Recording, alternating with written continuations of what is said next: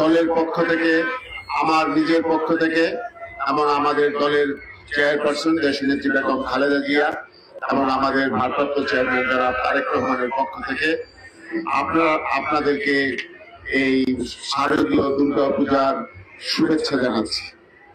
আমি আজকের এই অনুষ্ঠানে উপস্থিত নারায়ণগঞ্জ মহানগর বিএনপির বিপ্লবী সদস্য সচিব জনাব অ্যাডভোকেট আবুল আলী সুখান টিপু,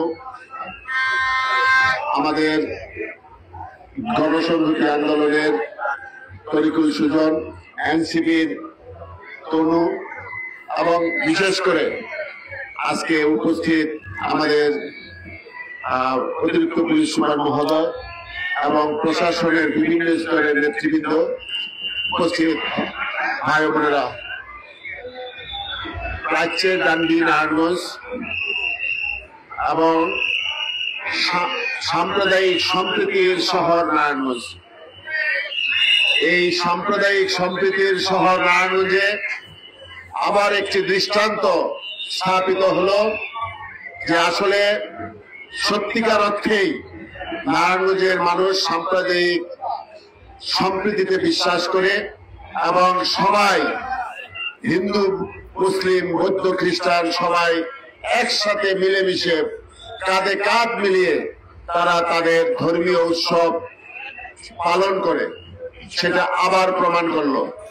আজকে আমি সনাতনী ভাইদেরকে শুভেচ্ছা এবং ধন্যবাদ জানাই। এই অনুষ্ঠানটি সুন্দর করার ক্ষেত্রে আমি মনে করি সবচেয়ে বড় অবদান হলো সনাতন ধর্মীয় ভাই এবং বোনদের। আপনারা যেভাবে আমাদেরকে বাংলাদেশ জাতীয়তাবাদী দল বিএনপি, এনসিপি সহ অন্যান্য রাজনৈতিক দলকে আপনারা কাছে টেনে নিয়েছেন এবং আমাদেরকে আপনাদের সাথে কাজ করার সুযোগ দিয়েছেন, এই জন্য আপনাদেরকে ধন্যবাদ জানাই। আমরা আপনাদেরকে একটা কথাই শুধু বলতে চাই যে আমরা আপনাদের পাশে আছি। আসলে পৃথিবীতে যত উন্নত দেশেই হোক, যে কোনো অনুষ্ঠানে রাষ্ট্রীয়ভাবে প্রশাসন নিরাপত্তা দিয়ে থাকে। বাংলাদেশে কিন্তু সেই বিষয়টাই হচ্ছে। এখানে সমালোচনার যে নিরাপত্তা দেয় কেন, নিরাপত্তা ছাড়া হবে। পৃথিবীতে এমন কোন দেশ নাই যেখানে প্রশাসন নিরাপত্তা দেয় না।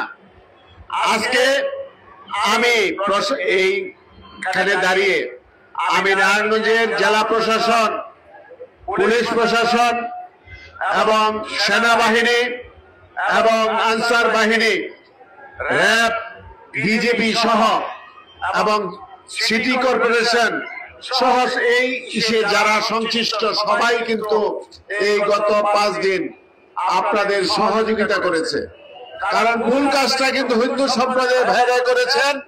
আমরা আপনাদেরকে সহায়তা দিয়েছি যাতে আপনারা নির্ভয়ে নির্বিঘ্নে আপনাদের অনুষ্ঠান আপনারা করতে পারেন। আজকে আমরা এখানে এসেছি আপনাদের বিজয় যে দশমী, সেটার যে আনন্দ, সেই আনন্দ আপনারা উপভোগ করছেন, সেটার শরীক হওয়ার জন্য, সেটা ভাগ নেওয়ার জন্য আমরা এখানে এসেছি।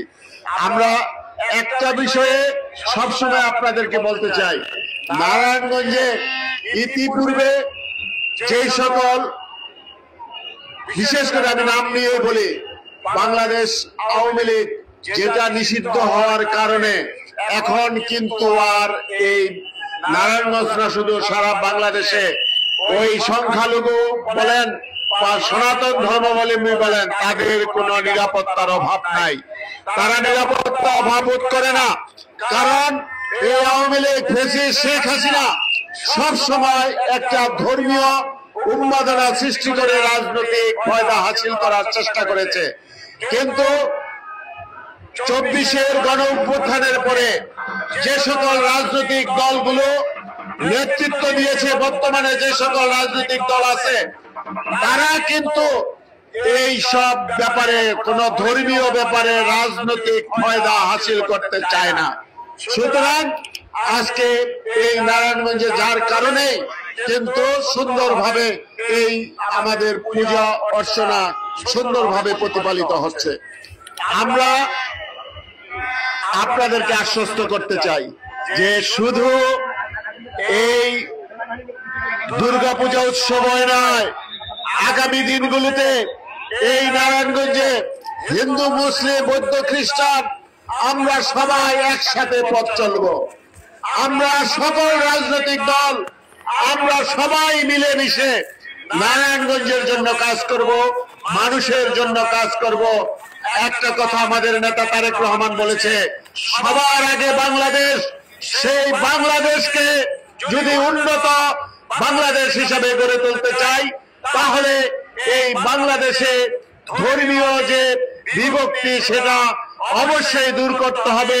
এবং এইবার আমি মনে করি ধর্মীয় বিভক্তি দূর করার ক্ষেত্রে প্রথম পদক্ষেপ ইনশাল্লাহ আমরা ভবিষ্যতে এই নারায়ণগঞ্জে ধর্মীয় কারণে কোন ধরনের অপ্রীতিকর কোনো কিছু আমরা দেখতে চাই না। প্রশাসন সজাগ আছে, আমরাও সজাগ আছি, রাজনৈতিক দল সমূহ সজাগ আছে, নারায়ণগঞ্জের মানুষও সজাগ আছে। এবং হিন্দু সম্প্রদায়কে বলতে চাই, আপনারা আর আপনাদেরকে সংখ্যালঘু পরিচয় দিবেন না। আপনারা বাংলাদেশী, আপনারা বাংলাদেশের মূল জনগণ।